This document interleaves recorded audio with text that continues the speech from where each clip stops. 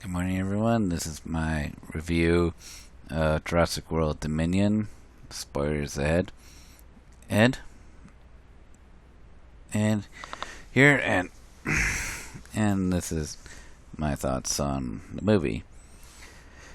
Personally, I found this movie to be a very good movie. It had had a few comedy scenes here, but and they were very minor. Not it wrapped up all the loose story threads and all that, and it did actually bring up some stuff from the books, such as Biosyn. And and if I had to basically describe this movie in a word or two, I would describe it as a very humble movie. It doesn't create this big, huge crescendo, oh, like the other ones have in that. And but it wraps everything up all nicely, and it, it gives all the characters a decent character arc. Like, and though if I had to say who goes on the biggest character arc, that would be the clone girl Macy. She had the biggest character arc. As for Owen and Claire, Olin and Claire, they also had their arcs. So they're fairly the same, and they're treated as the parents who are trying to get their daughter back, as well as getting Blue's kid back. I guess kind of I'll get to that later, and then Alan Grant and Ellie Sattler, they go through their character arcs as well. Yeah, as well as Ian Malcolm. He does his own thing too. It is, in my opinion, actually a very good movie. Though I can see where a lot of people would be kind of left a little disappointed in it, such as the Gigantosaurus, which is actually compared to a lot of the other dinosaurs that you see throughout the franchise. Is he comes off as rather timid in a lot of ways. Like the commercials and trailers and all the promotion material can't build him up as this big, unstoppable killing machine, force of nature. But in reality, when you actually see him in the movies, really just kind of minding his own business. Really, when he encounters the human characters, he doesn't immediately go after them like you see what a lot of the other predators did throughout the franchise. As in fact, when he first encounters the humans, he just more or less kind of stumbles upon them, and just currently deciding where he had to even bother going after them. And then he kind of follows. He doesn't really so much as chase them. Like when the humans hide behind the vehicle, and it knows they are there because it basically watched them hide behind the vehicle. It can't. I wouldn't exactly say chase them. It just more or less kind of follows them, trying to figure out. Still trying to make its mind up whether they're worthy or not. Therefore, to go after. But as the scene goes on, you can see it's getting more riled up, to the point where you see in the trailers, you see Macy climb up the ladder and goes on a full-on bite and tries to eat her, but she's safe. And when they're getting inside the building, it's tearing and parts of the building off and then smashing his head through the window and that.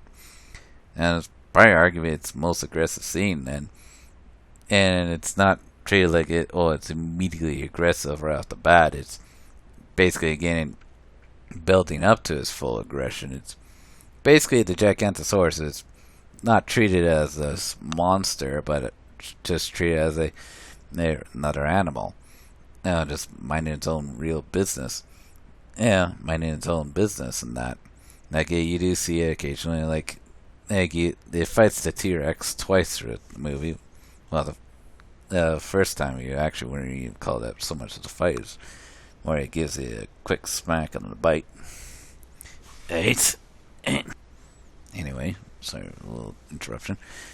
Yeah, like the first fight it has with the T-Rex, it basically gives it a quick smack and a bite and, a matter of know your place kind of thing, over for deer carcass, is which the two predators basically do just that and then wander away and back off from each other and wander off their own directions.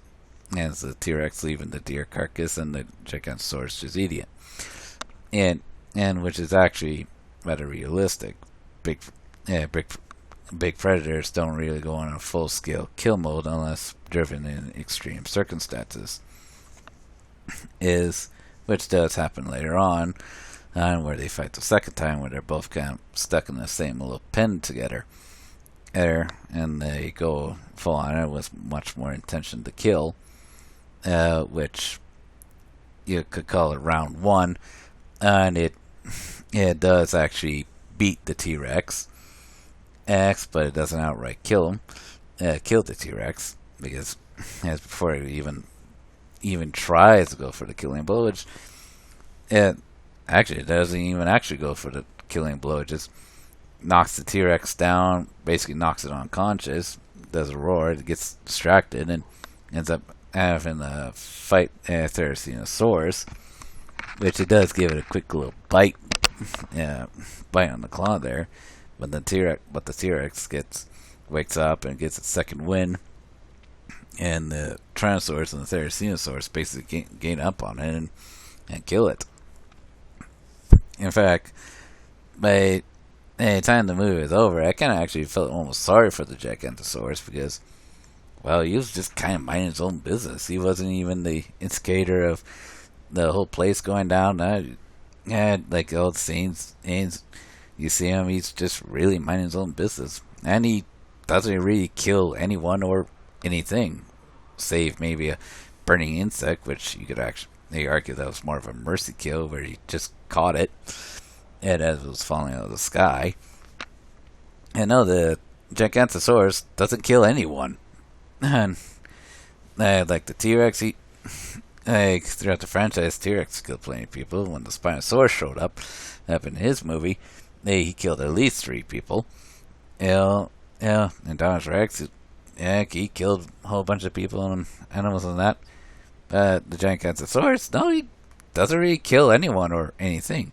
Yeah, sure, there's that prehistoric scene video that's on YouTube where he does kill the T-Rex, but that's not in the movie here.